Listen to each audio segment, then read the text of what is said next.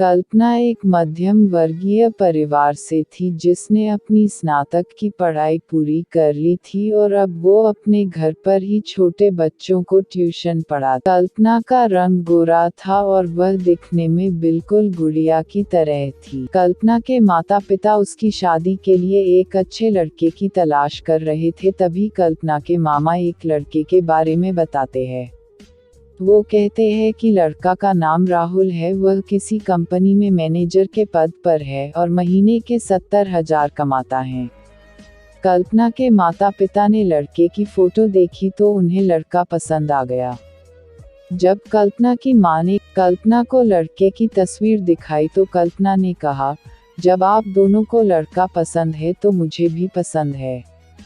अब लड़का और लड़की वालों के परिवार ने मिलकर शादी की तारीख तय कर दी। कल्पना के माता पिता बहुत खुश थे कि उनकी बेटी की शादी एक अच्छे घर में हो रही है। पूरे धूमधाम से कल्पना की शादी हो गई। अब कल्पना अपने बचपन के घर को छोड़कर एक नए घर चली गई।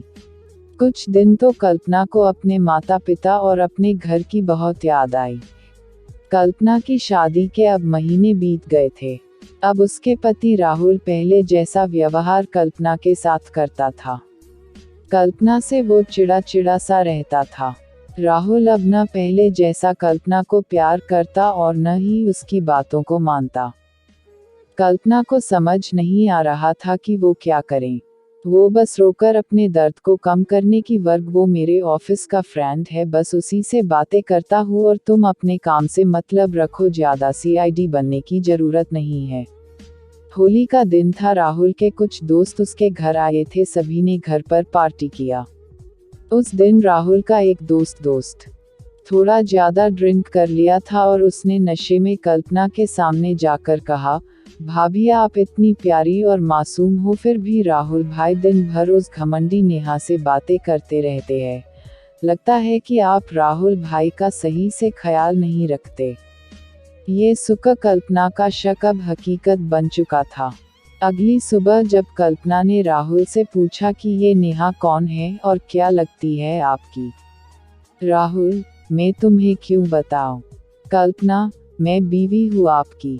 राहुल, देखो तुमसे पहले वो मेरे लाइफ में आए। कल्पना, तो फिर मुझसे शादी क्यों किया?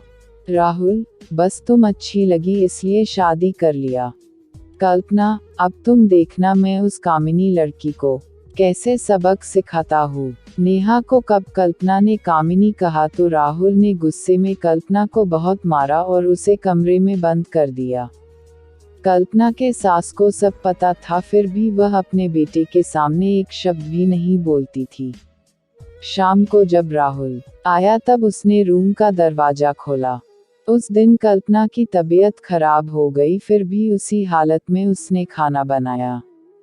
कल्पना ये सारी बातें अपनी माँ को बताना चाहती थी, लेकिन चाह कर भी वह नहीं बता पा रही थी, क्योंकि वह जानती था कि अगर उसके माता पिता को ये सब पता चलेगा तो वह परेशान हो जाएंगे। राहुल अब कल्पना के साथ नौकरानी जैसा व्यवहार करने लगा। छोटी छोटी बातों पे उसे मारता। कल्पना अब धीरे धीरे डिप्रेशन का शिकार होने लगी। उसके दिमाग में गलत ख्याल आने लगे।